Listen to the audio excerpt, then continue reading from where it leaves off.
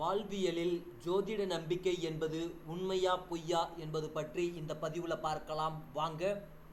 ஜோதிடம் உண்மையா பொய்யா என்கின்ற விவாதம் இவ்வுலகம் உள்ளவரை தொடர்ந்து கொண்டேதான் இருக்கும்.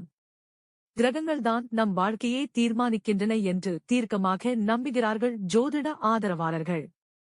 ஜோதிடம் ஒரு கலை என்று ஒரு சாராரும் இல்லை, அது ஒரு விஞ்ஞானம் என்று வேறு சிலரும் கூறுகிறார்கள். ஜோதிடம் இராமாயணம் மகாபாரதம் காலத்திலேயே இருந்திருக்கிறது.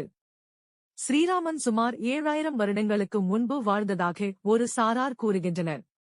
இராமாயணம் பல லட்சம் ஆண்டுகளுக்கு முன் திரேதா யுகத்தில் நடந்தது என்று சொல்பவர்களும் உண்டு.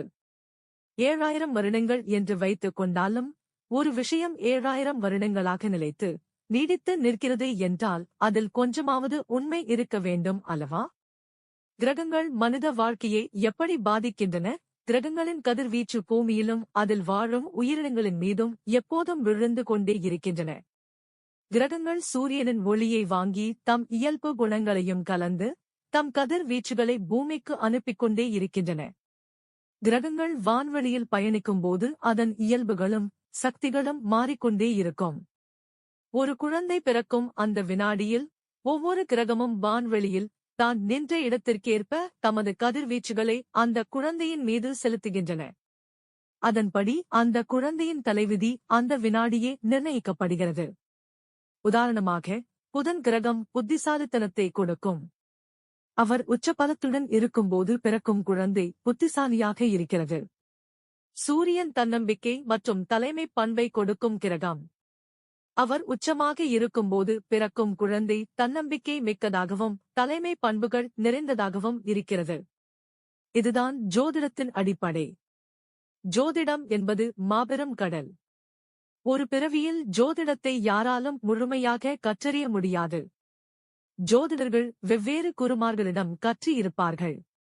ஜோதிட நூல்கள் மாற்றுக் கருத்துக்களை கொண்டிருக்கின்றன. பஞ்சாங்கம் மாறுபடுகின்றது. பிறந்த நேரங்கள் துல்லியமாக இருப்பதில்லை. எனவே எந்த ஜோதிடராலும் 100% துல்லியமாக ஒருவரின் பலன்களை கணிக்கவே முடியாது. ஜோதிடத்தை ஒரு வழிகாட்டி கையேடு போல் பயன்படுத்தலாம்.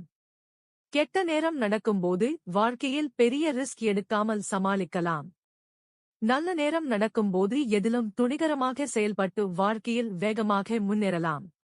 விபத்து காலங்களில் எச்சரிக்கையாக பயணிக்கலாம். பொதுவாக ஒரு ஜாதகத்தை பார்த்தவுடன் அவர் வாழ்க்கையில் முன்னேறுவாரா மாட்டாரா என்று ஒரு நல்ல ஜோதிடர் எளிதில் சொல்லிவிடுவார்.